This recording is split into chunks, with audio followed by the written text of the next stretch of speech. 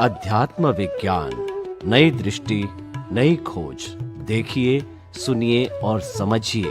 अध्यात्म विज्ञानी पूज्य स्वामी श्री कमलेशानंद जी के निर्देशन में सनातन सत्य का अनुसंधान कर जीवन को प्रकाशित करें। अब थोड़ा ज्ञान की बात करें। 5 तरह के ज्ञान बताए गए हैं: मति ज्ञान, शुद्ध ज्ञान, अवधि ज्ञान, मन प्रयोग ज्ञान और केवल ज्ञान। तो इन 5 तरह के ज्ञान का संबंध है 4 तरह के ध्यान से जोड़ करके।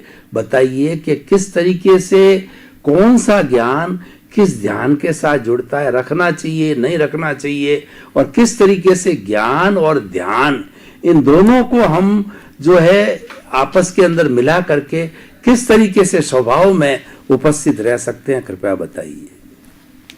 धन्यवाद प्रश्न के लिए। 5 प्रकार के ज्ञान बताया। 5 प्रकार का ज्ञान है: मति ज्ञान, श्रुत ज्ञान, मन प्रज्ञान, मति ज्ञान, श्रुत ज्ञान, अवधि ज्ञान, मन प्रज्ञान और केवल ज्ञान। अब ये 5 प्रकार के ज्ञान क्या है बताओ आपको। पहले उसकी परिभाषा समझ लो। श्रुत ज्ञान सबसे पहला आता है। श्रुत ज्ञान का मतलब है सुना हुआ और पढ़ा हुआ ज्ञान। इसको श्रुत ज्ञान बोलते हैं। जो शास्त्रों से पढ़ते हैं या तो कानों से सुनते हैं, इसको कहते हैं श्रुत ज्ञान, यानी पाया हुआ ज्ञान। वो भी हमारे तकदीर से हमको मिलता है। पुण्य होती है तो सही ज्ञानी मिलता है और सही किताबें मिलती है। अगर पुण्य नहीं होता है तो ज्ञानी भी सही नहीं मिलते हैं और किताब भी सही, शास्त्र भी सही नहीं मिलते हैं। तो पहला जो ज्ञान है वो श्रुत ज्ञान है। श्रुत ज्ञान से ही इंसान धीरे धीरे आगे बढ़ सकता है सुनने के बाद। दूसरा स्टेप आता है मति ज्ञान। जो कुछ भी मैंने सुना है, पढ़ा है, इसको मैं अपनी दृष्टि में सेट करूं, समझने की कोशिश करूं और खुद की दृष्टि बनाऊं, ताकि जो मैंने पाया है वो मेरी दृष्टि में रखूंगा, तभी तो मैं उपयोग कर सकूंगा। अगर वो ज्ञान दृष्टि में नहीं होगा तो उपयोग कैसे कर सकूंगा। किताबों में है, सुना भी है, मेमोरी भी है, मगर विजन में नहीं रहेगा तो अप्लाई कैसे करूंगा। तो ऐसे हमको ये ज्ञान को अपने विजन में, अपनी दृष्टि में सेट करना है। इसको कहते हैं मति ज्ञान। तीसरा ज्ञान है तीसरा ज्ञान है अवधि ज्ञान। अवधि ज्ञान का मतलब होता है कि जो ज्ञान मैंने अनुभव से पाया है, वो अनुभव इतना है कि मैं कहीं हद तक की अवस्थाओं को मैं देख सकता हूँ, जान सकता हूँ, समझ सकता हूँ। इसको कहते हैं अवधि। अवधि का मतलब होता है लिमिट, और लिमिट का ज्ञान हुआ है। मैं 500 फुट तक देख सकता हूँ, 5000 फुट तक देखता हूँ, 5 लाख फुट तक देख सकता हूँ, चारों ओर की रेडियस का। ये मेरा अवधि ज्ञान है।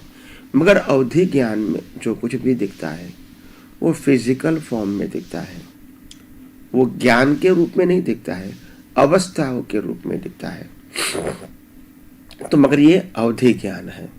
और अवधि ज्ञान में मेरे को दिखता है कहीं अवध तक क्या क्या हो रहा है, ये मेरे देखने की क्षमता है। एक प्रकार की सिद्धि है जो मैंने साधना से, क्वालिटी से पाई है। तो ये अवधि ज्ञान के बाद होता है मनः पर्यज्ञान। मनः पर्यज्ञान का मतलब होता है खुद के विचारों से मुक्त रहना और दूसरे के विचारों को भी जानना।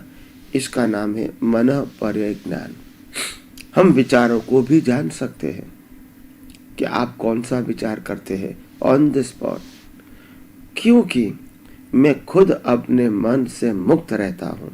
तो मैं इतना सूक्ष्म हो गया कि मन से भी मैं मुक्त रह सकता हूँ। शरीर से, जबान से मुक्त रहना आसान है, मन से मुक्त रहना आसान नहीं है, क्योंकि वो सूक्ष्म है।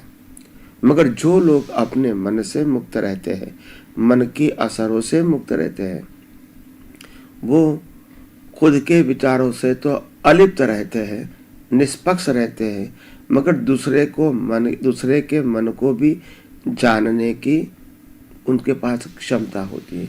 वो मन पर्य ज्ञान होता है। ये चारों ज्ञान जो है वो समय समय पे कुदरती कानून के मुताबिक, कर्मों के हिसाब के मुताबिक, हमारे डेवलपमेंट के मुताबिक हमको प्राप्त होता है। ये जो ज्ञान है वो केवल ज्ञान के लिए कंपलसरी नहीं है। जो भव में केवल ज्ञान होने वाला है, ये भव में कंपलसरी नहीं है। ये जो ज्ञान है, ये सब ज्ञान, मति ज्ञान, श्रुत ज्ञान, अवधि ज्ञान, मन प्रज्ञान, वो समय समय पे क्वालिटी के अधीन प्रकट होता है। सबसे बड़ा ज्ञान है लास्ट मन पर ज्ञान के बाद, वो है केवल ज्ञान। केवल ज्ञान है वही हमारा खुद का ज्ञान है। बाकी जो ज्ञान है वो संजोगों के आधार से प्रकट होता है और विलीन हो जाता है। केवल ज्ञान ऐसा है वो आने के बाद कभी जाता नहीं है, क्योंकि केवल ज्ञान है खुद की पहचान, खुद की अनुभूति और खुद में ही रहना, खुद में ही समा जाना।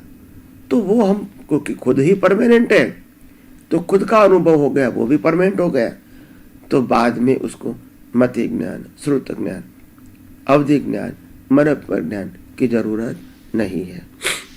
मगर बाकी के जो चार ज्ञान है वो रास्ते में आगे जाते जाते मिल जाता है, आता है चला जाता है, आता है चला जाता है।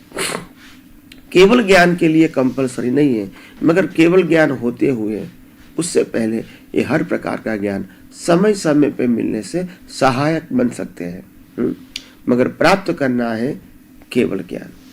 तो ये पांचों प्रकार का जो ज्ञान है, वो पांचों प्रकार का जो ज्ञान हम अपने जीवन में समय समय पे पाते हैं, उसका मतलब ये हुआ कि हम सब अपने जीवन में अगर आर्त ध्यान, रौद्र ध्यान, धर्म ध्यान और शुक्ल ध्यान, ये जो शुक्ल ध्यान है, तो ऐसे प्रकार के ध्यान से हम अपने आप का मति ज्ञान, श्रुत ज्ञान, अवधि ज्ञान और मन प्रज्ञान, ये चारों प्रकार के ज्ञान को हम अनुभव से बढ़ा सकते हैं। मगर वो बढ़ा हुआ ज्ञान जो प्राप्त हुआ है कल चला जाएगा, क्योंकि वो परमानेंट नहीं है, क्योंकि वो आत्मा का स्वरूप, स्वभाव या क्वालिटी नहीं है। तो वो ज्ञान सहायक हो सकते हैं, मगर वो परमानेंट नहीं है। परमानेंट कौन सा ज्ञान है? केवल ज्ञान। तो जब खुद को खुद की अनुभूति हो जाती है, वो केवल ज्ञान है। और केवल ज्ञान के लिए हम कुछ कर सकते हैं, दुनिया का कोई भी अवस्था का अनुभव कर सकते हैं, प्राप्त कर सकते हैं, इसको छोड़ सकते हैं, देहाध्यास में आ सकते हैं। ये सब मान्यता जब खत्म हो जाती है, ये दुनिया की कोई चीज के हम मालिक हो सकते हैं, ये भी मान्यता खत्म हो जाती है। ये मन वचन काया कि हम मालिक हैं, वो भी खत्म हो जाएगा 100%। मन वचन काया को चलाने वाला है, वो बिलीफ भी खत्म हो जाएगी। मन वचन काया से जो भुगतान होता है, वो हम भुगतान करते हैं, वो भी बिलीफ खत्म हो जाएगी। कहने का मतलब ये है, हर प्रकार का अज्ञान जो रिलेटिव सत्य के अधीन है, वो 100% मिट जाएगा, तो केवल ज्ञान प्राप्त हो जाएगा। अज्ञान मिटने से केवल दर्शन होता है, और केवल दर्शन के आधार से केवल ज्ञान का बीज होता है, और नेक्स्ट बर्थ में केवल ज्ञान अपने आप रिजल्ट के फॉर्म में आता है। तो आइए हम सब अपने जीवन में मुक्ति की ओर, आध्यात्म विज्ञान की सहायता से केवल ज्ञान की ओर, सनातन सत्य की ओर और शाश्वत सुख की ओर आगे बढ़े, यही मेरी मंगल कामना है। स्वामी जी बहुत बहुत धन्यवाद। आपने कुदरत का कानून, सनातन सत्य, नई दृष्टि